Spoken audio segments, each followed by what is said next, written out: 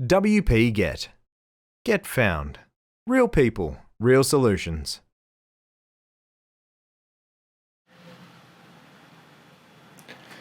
Consistency is the most important thing to keep your brand professional and easily recognizable. Presents your brand. This includes all of your digital media and print media. This video describes the methods and tools that we at WPGet use to define a color palette for our customers.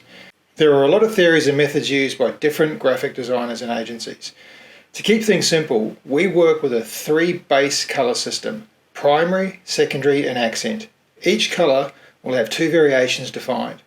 Variations will have only saturation, i.e. the amount of color, and lightness adjusted. Hue is never adjusted to keep the colors consistent. The created brand color palette defines these 9 colors. These should be the only colors used for anything representing your brand. The first step is to define your base colors. Choosing the best colors to represent your brand is a discussion beyond this video. Choosing colors based on your product, your audience, your look and feel, all that sort of stuff is very subjective. What we're doing here is talking about a very, very simple method for choosing colors and assisting people to find out what those should be. So for customers who haven't defined their colors and want to do it quickly and simply, we use a simple process to choose them. So the first thing we do is we go to a website called canva.com. So you go to canva, canva.com /learn/100-color-combinations. And that'll bring you to this website here. Now at the top of the page, you'll see a lot of theory, a lot of information about how to choose colors and color theory, all that sort of stuff here. What we're interested in is down a little bit down the page, these here. So what Canva have done is they've taken 100 photos, they've put them up on this website, they've used a color picker and chosen 4 colors from the photo and listed those on the right hand side. I really like this method because it gives you a good feel for what those colors are going to look like with content and what sort of look and feel overall that it has. So this is a really good way of doing it, I believe. So from here, what we need to choose 3 of these colors, and what they are is the primary color, the secondary color and the accent color. Now don't get too wound up, close enough is good enough. We can always adjust them a little bit later once we've created a little bit of content and we find that one color might be slightly different than what you want. It's a very simple process for us to adjust that. So what you need to do is just scroll down through these colors and photos and find something that you quite like. So I'm going to scroll down here and let's say I assume I like this outdoors and natural selection here. So this could be used for a nature site, could be used for a park, a florist, anything like that with these kinds of colors. So what we need to do is choose the colors from these 4 here. We need to choose 3 of them. Now what they list here is they give it a name and they list a hex value, which is used for websites, etc., social media, anything to do with the internet. They generally base it on these hex colors. Or RGB is another way of looking at it, but let's just talk about hex for now. So it's the hash and then the number there, numbers and letters, is the color we want. So I'm going to say that I like this here, I like these colors here. So I'm going to choose my primary color and I'm going to set the primary color as this forest green, which is hash 2E4600. So I would record that somewhere as my primary color. I think the next one down, the green, is too close to that color for it to be a alternate color or a secondary color. So I'm going to go down and think, well, maybe I like this brown down here, the earth color. So those 2 would contrast quite well together. So I'm going to record my secondary color as hash 7D4427, and my next color that I need to record is the accent color. I kind of like the idea of this having this bright green here. That would be things like underlines when you hover over buttons and things like that. You want some sort of accent to come up. That's probably the least used color that you would have, but it just adds a little bit of interest. So I'm going to record my accent color as this hex value of A2C523. And that's pretty much done. I've recorded my colors. Now, what I'm going to do is show you how to use our unique WPGet tool to define a color palette using these colors. Now, I'm going to just go over to our tool here. So to get to that, we go to wpget.net/tools, and we're going to add to these tools here. This is just the first of many tools we're going to put here. But for this tutorial, we're going to use this color selector tool. So I'm just going to click on that, and that takes us to our color selector. Now, a quick note here is that these color pickers here are using what is known as an HTML5 color picker element, and that element is rendered by your browser. In this case, we're using Google Chrome. I really like the color picker in Google Chrome. If you use Microsoft Edge or Safari or Firefox or something like that, it'll be a completely different color picker. It just depends on how that browser implements that. So I really want to emphasize that the Chrome one is just awesome, and I will always use that. So earlier we recorded our three colors, our primary, secondary, and accent. So now I'm going to look at how do we do this. So first of all, I'm going to go select our primary. I'm going to go down to the bottom here, and I'm going to select these little arrows, and I'm going to change this to hex. Now, the first color, which was the primary color, we recorded as 2E4600. And we'll see that color's changed here, but nothing else changed yet. As soon as I click away from that, that color changes. We're going to do the same with our secondary. Change that to hex, and our secondary color was 7D. Just looking this up, 4423. Click away, and the accent color changes to hex. Is A2 C523, and click away.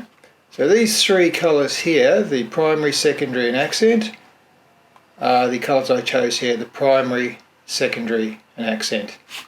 So that's as simple as it can get for choosing some colors. Now, so one of the things we've done with our tool here is still got primary S, primary B. The S stands for saturated, and the B stands for brightness. So it's just anything we've adjusted the saturation and brightness on. And these are our two color variations that we would use. Now, what we've done with this tool is we've automated this, so whenever you change any of the base colors, it automatically creates the saturated or saturation adjusted variation and the brightness adjusted variation. Now, how it does this is based on these fields up here. So we've got saturate by and brightness by. So in this case, it's a percentage. So I'm saying take the base color and desaturate it, or minus 30% off the saturation, and that'll give us our saturated variation. So if I look at this primary here, and I see that the actual saturation on that is 100%. So if I take the minus 30% here and I compare it to this one, we see that one's actually 71%. So it's a little bit of a mathematical error there, but it's very close. So it's basically minus 30% on that. So if I want to change this across the board and have more desaturation, I might change that to 40. Then I have to change this color. So I might just say, so I might just change this color here now that I've changed that. If I make that a slightly different color just by moving that and click away. Now if I look at my saturation on 100%, if I have a look here, my saturation's on 61%, so it's roughly minus 40%. But these will only change when you change these colors. So that's pretty much how that works. So the initial 9 colour palette based on these 3 primary, secondary and accent. If you're happy with those, that's it, that's your colour palette. So you just need to record these somewhere and make that your standard for your brand. So just a little bit of discussion around this. Typically what we use these variations for is for elements where the primary colour just doesn't do it for us. So for example, we want the primary colour here is that's kind of darkish green. Desaturating makes it kind of even more dark. And then we've got this really bright looking green here.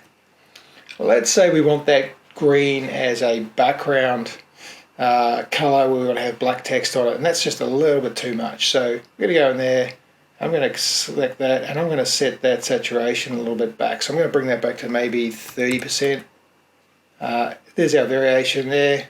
The lightness, we want to actually brighten that up so that it's going to be used as a background colour. So I'm going to make that say 70%, and you can see that there now. And click away. Whoops. Sorry, I messed that up. Let me just change that back again.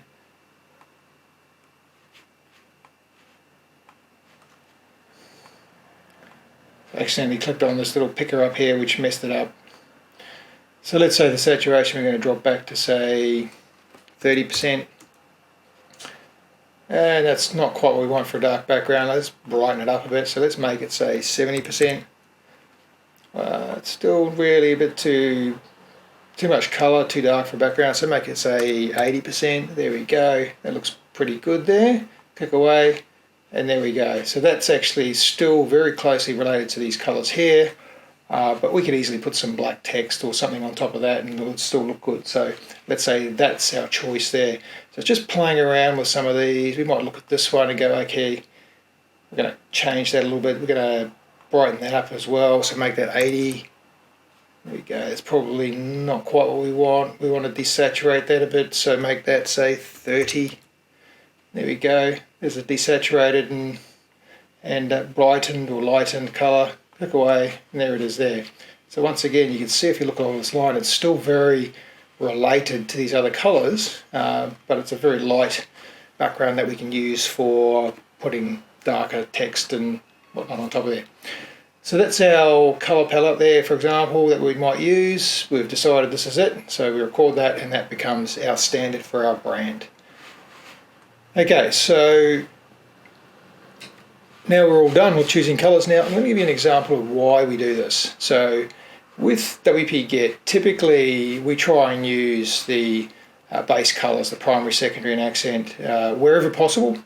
Where they're just too colourful or too dark or too light, we might use a variation of that just to make things look good. So I'm going to show you on our WPGet homepage an example of this. And where we've done this. So if you look at our logo, we've got a green, which is very colourful green. It's quite bright in the logo. But you look at these buttons here and that background for the header, it's not the same green. We've purposely found that by using this green, it was just too bright and it wasn't very inviting. So we wanted to soften the colours on our website for backgrounds and buttons, etc. So you can see through here, see it's desaturated. So that would be effectively, if we look back to our colour selector, that would be our primary colour, and then desaturated. So let's grab an example of that. So if I select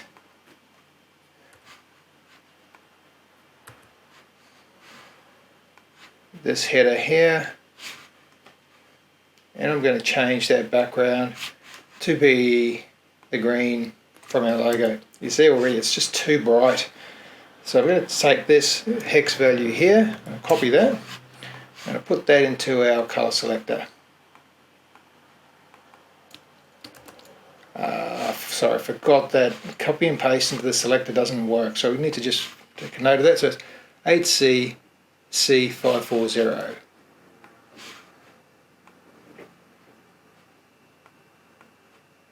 So 8CC540. So that's the green here in our logo. So that's the same as that green in the logo.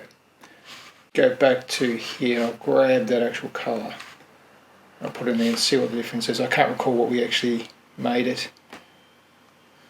That would be, just going to grab, sorry, there it is there. I don't know where that number came from. So A7BF69.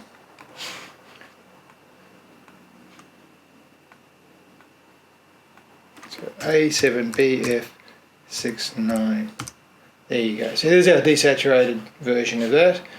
Now if I look at the HSL, so it's actually 40% saturation, 58% lightness. On this one here, 53% saturation, 51% lightness. So that's our colour variation there, which we've used as our background there. Going to change this button. Where are we? To use the same colour as that. And you'll see why we do this. So looking here, we've got our bright green in the logo, we've got our bright green in the button, bright green in the header. There's just something about it doesn't quite fit with a soft website. So if you compare that down to here, where we've actually desaturated that green, it just looks better. Our secondary colour, which is the orange, we've also desaturated that to use in there, and it just looks better than the bright greens. Because even, for example, if we go down here and we look at this background here, it looks good as a background colour. It would look very terrible as the bright green. It just looks very dated, it just doesn't look right, in our opinion. It's all subjective. So this, whether we use these full, base colour for the primary colour here, or whether we use the desaturated version of it, it's really subjective. It's up to you. But in our particular case, we like it with the desaturated versions of it. It just seems to look nicer for us. So hopefully that makes sense. We will leave it at that, and always reach out to us on help@WPGet.net if you've got any questions. Thank you. WPGet. Get found. Real people, real solutions. Call us on 07 3708 1021. Visit us at www.wpget.net.